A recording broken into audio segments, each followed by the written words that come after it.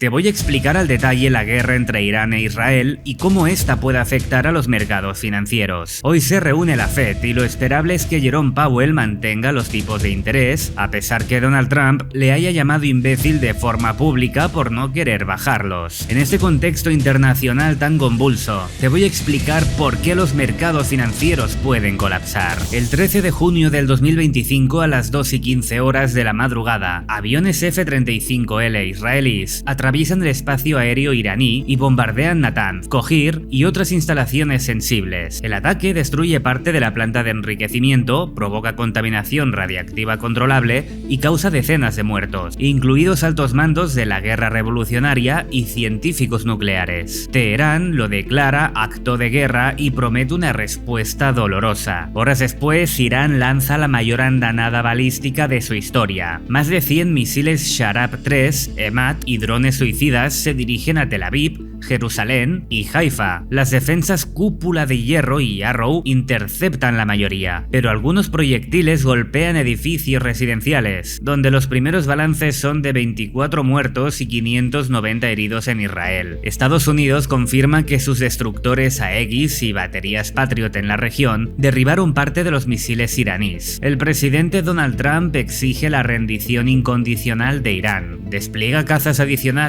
en el Golfo y advierte que conoce la ubicación exacta del líder supremo Yamenei. A partir del segundo día, Israel ejecuta nuevos raids nocturnos, destruye fábricas de misiles cerca de Teherán y edificios de la IRGC. Irán responde, y lo hace con 8 oleadas más de misiles. La mayoría son interceptados, aunque un impacto directo paraliza la refinería de Haifa. Miles de iraníes huyen de la capital, y la aviación israelí empieza a advertir de zonas de evacuación antes de cada bombardeo. Teherán insinúa que Hezbollah y las milicias chiíes de Irak no permanecerán pasivas. Israel refuerza su frontera norte y despliega Iron Dome flotantes en el Mediterráneo. Analistas temen un frente múltiple si estalla Líbano o si los hutíes bloquean el Mar Rojo. En el Parlamento iraní, el comandante diputado Esmail Kousari sugiere cerrar el estrecho de Hormuz, una vía de 33 kilómetros donde pasa un quinto del crudo mundial. Las armadas de Estados Unidos, Reino Unido y Francia anuncian escoltas navales preventivas, mientras la OPEP Plus estudia planes de contingencia. Fíjate cómo los inversores temen que cierren el estrecho de Hormuz, que ante dicho temor, el mismo día 13 hubo una compra masiva de petróleo, llegando a revalorizarse hasta un 12%. La guerra entre Irán e Israel trae consigo ciertos riesgos asociados, siendo una escalada a guerra regional, intervención directa de Hezbollah o de Estados Unidos en ataques ofensivos, uso de armas de precisión, posibilidad de misiles hipersónicos Fatah sorteando defensas, un accidente nuclear, ataques repartidos sobre instalaciones con material radiactivo activo y el cierre de Hormuz, que representaría la interrupción del 20% del suministro petrolero mundial y un choque energético global. ¿Y cómo puede evolucionar el conflicto? ¿Qué salidas existen? La mejor salida posible es mediante la diplomacia, donde Qatar y Suiza exploran un alto el fuego condicionado a inspecciones nucleares en Irán, donde también buscan garantías de seguridad para Israel. Otra salida es el congelamiento militar, donde ambas partes declaran victoria suficiente tras golpear objetivos clave. En este escenario, la presión internacional se intensifica y sucumbirían a presiones. Y el tercer desenlace menos deseado es la intensificación de la guerra. Si mueren líderes de primer rango, la lógica de represalia puede quebrar cualquier tentativa de tregua. Sin duda alguna, este conflicto genera incertidumbre en el espacio geopolítico de guerra. En lo que respecta a los mercados financieros, pondremos gran atención al estrecho de Hormuz, por si lo cierran y provoca un encarecimiento del petróleo, y las consecuencias que por supuesto esto conllevaría al comercio internacional. Además, estaremos atentos a la potencial escalada del conflicto y a un posible ingreso de mayor peso de Estados Unidos en esta guerra, ya que la renta variable no estaría exenta de fluctuaciones en este escenario. Y ahora, siguiendo con Estados Unidos, hoy la Reserva Federal se pronuncia sobre sobre los tipos de interés. Y en esta materia vemos cómo Trump está perdiendo la paciencia y diremos que algo más. Donald Trump llama imbécil al presidente de la Reserva Federal por no reducir los costes de la financiación de la deuda de los Estados Unidos. Trump ha afirmado que la Casa Blanca podría tener que forzar algo si el Banco Central de Estados Unidos no reduce los costes de financiación de la deuda. Trump dijo: vamos a gastar $600.000 millones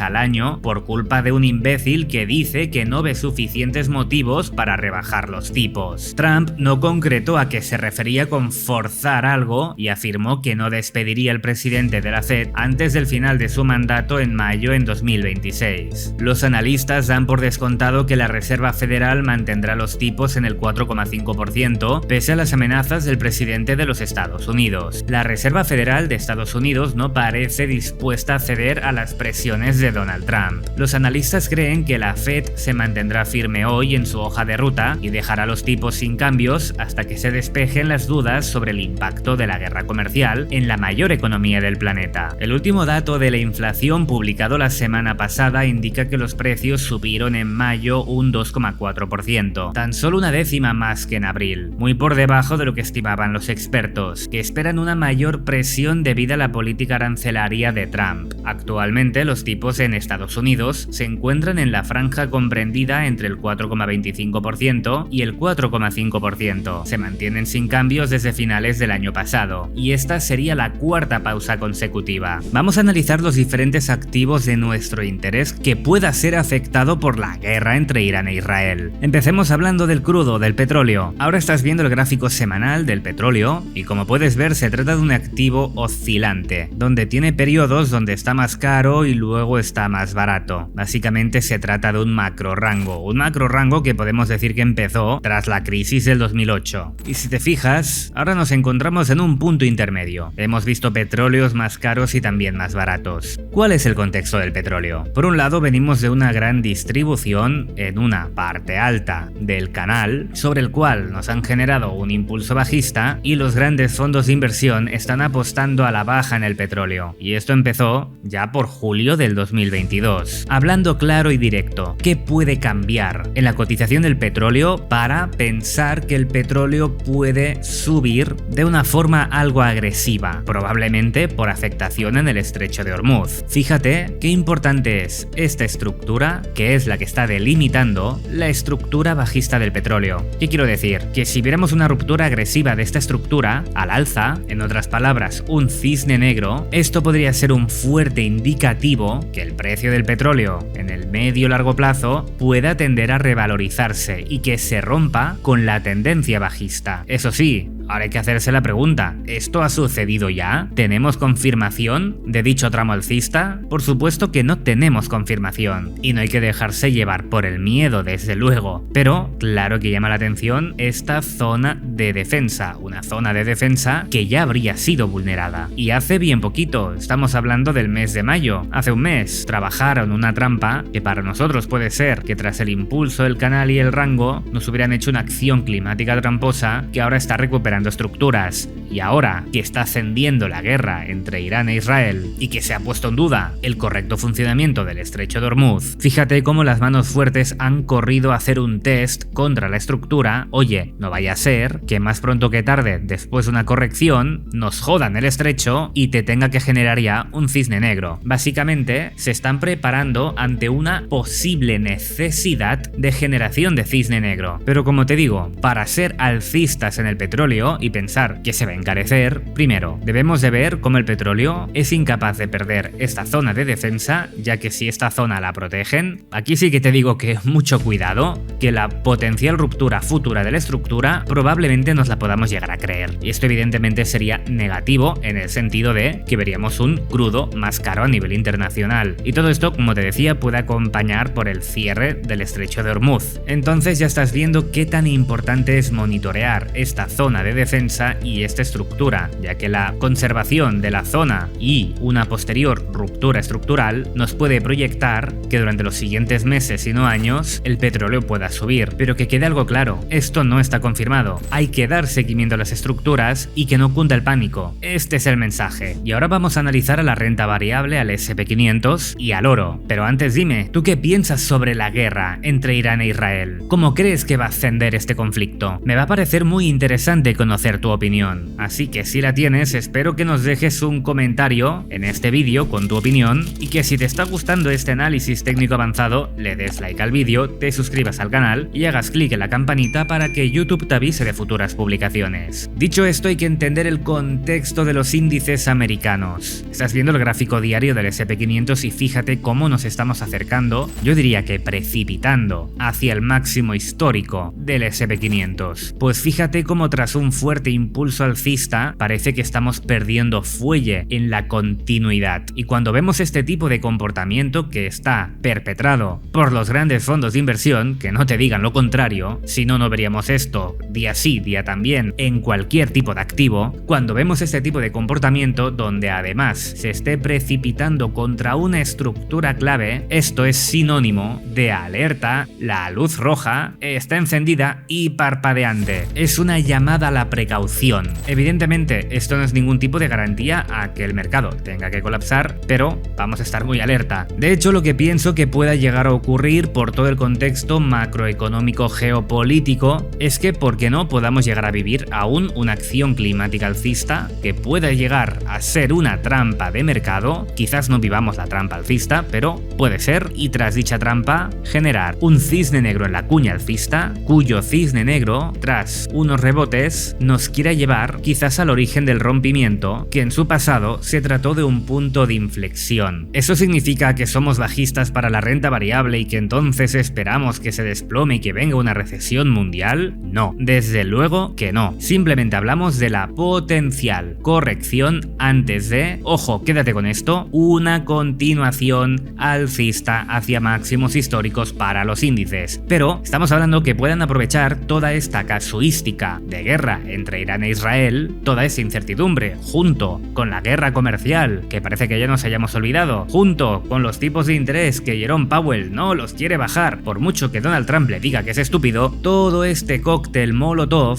en cualquier momento se lanza una noticia referente a la guerra de Irán o Israel, referente a la guerra comercial, referente a los tipos, cualquier tipo de catalizador que pueda llegar a provocar un miedo en el mercado y que veamos este tipo de desplome, una gran caída severa como estás viendo, eso sí, para sacudirse a los largos. Recuerda, venimos de dar una vuelta en V, oye, dame una corrección y luego sigue con tu camino, ya que desde Informe Bolsa somos positivos en la renta variable como estás viendo. Y ahora veremos cómo cruzamos todo esto con el oro, que créeme que entender el gráfico del oro va a ser clave para resolver este entuerto. Pero antes analicemos este gráfico de order flow del SP500, donde aquí estamos viendo el último ataque alcista. Mira cómo te pongo un poco de contexto, vamos a hacer zoom de nuevo, y lo que a mí me llama mucho la atención, que es lo que te quiero enseñar, son estos clústeres, como aquí ha habido un gran volumen transaccional que han bloqueado, que no han dejado pasar, y desde ahí el precio pues anda cayendo, que parece que vaya perdido. Ojo, ¿qué es lo que pienso aquí? Lo que estoy pensando con este análisis es el desastre, por una forma de hablar, que se generaría en la casuística de perforar esta zona. Aquí saltarían muchos stop loss, metería un fuel increíble al mercado, que sería la causa de una eventual acción climática alcista que a priori tildaría de tramposa, o al menos tendría mucho peligro de ser tramposa, la verdad, ya que recuerda que luego esperaríamos, eso sí, la caída para luego a nivel más macro volver a ver superaciones de máximos. Pero esto nos da mucha información que tras superar estos niveles sobre los $6.072,50 para el SP500, veríamos un gran descalabro alcista en su cotización. Y antes de hablar del oro, hablemos brevemente sobre el Nasdaq y el Dow Jones, simplemente para enseñarte que estamos en una casuística muy semejante al SP500. Nos estamos acercando al máximo histórico de una forma un tanto peculiar, que tras el impulso alcista del Nasdaq vemos una desaceleración que cada vez le cuesta y le cuesta, a la cual no me sorprendería, como te decía, decía, ver una acción climática alcista tramposa, donde el inversor se piense que nos vamos a máximos históricos, aquí los atrapen a los compradores incautos que nos generen un cisne negro y esperar una caída a modo de corrección para Nasdaq. Eso sí, como bien sabes, somos positivos en la renta variable, pero estamos en ese extremo ante esa posibilidad de alerta. Personalmente voy muy descargado ya de la renta variable. Aquí tenemos al Dow Jones, fíjate como aquí tenemos un creek. El Dow Jones es diferente, no va a luchar por máximos históricos, le está costando más un poquito la vida como puedes ver, pero da lo mismo. Sobre su propia estructura, aquí podemos llegar a generar una acción climática tramposa que nos genere una corrección, ya veremos hasta dónde, no tiene por qué ser demasiado fatídica, para luego eventualmente sí luchar y seguir a por máximos históricos en el Dow Jones. Básicamente esperamos trampas alcistas para ver una corrección bajista para luego sí ir a buscar máximos históricos. Y todo esto, ¿cómo se bebe con el oro? ¿Cómo extrapolamos este análisis al oro? Pues fíjate, el oro venimos de muy recientemente estar en máximos históricos, hemos estado trabajando una pauta correctiva. Recuerda que desde Informe Bolsa, desde aquí éramos alcistas en el oro y la cosa no va nada mal. Vamos a darnos cuenta cómo hemos generado un cisne negro, y si nos vamos a la temporalidad de una hora, aquí vamos a ver cómo tras la ruptura hemos venido a hacer un test y aquí vamos a ver cómo están pasando cosas. ¿Qué quiero decir? Oye, si esperamos que la renta variable caiga, tiene sentido en un contexto de reserva de valor promovido por la incertidumbre, entonces que el oro suba, ¿no? Pues ¿qué podríamos esperar en el oro? Oye, mira, después de este impulso bajista y de este canal que está acabando en un rango, si esperamos una acción climática alcista en la renta variable, podemos esperar una acción climática bajista en el oro, eso sí, a modo de trampa para buscar algo de liquidez, y esperaríamos entonces que el oro ya sí se revalorizara al tiempo que la renta variable se deprecia. Y si te preguntas, ¿los grandes fondos de inversión qué carajo están haciendo ahí? Pues me alegra mucho que me hagas esa pregunta, ya que fíjate, aquí tenemos el CRIC, aquí están haciendo el test al OR para eventualmente irse hacia arriba. Eso sí, recuerda, hemos hablado de una acción climática a modo de limpieza para luego irse. Ya está situado. Vale, ¿qué nos llama la atención? En este gráfico de una hora de order flow, que aquí tenemos ya un CRIC, que aquí nos van comprimiendo, y ya te estoy diciendo que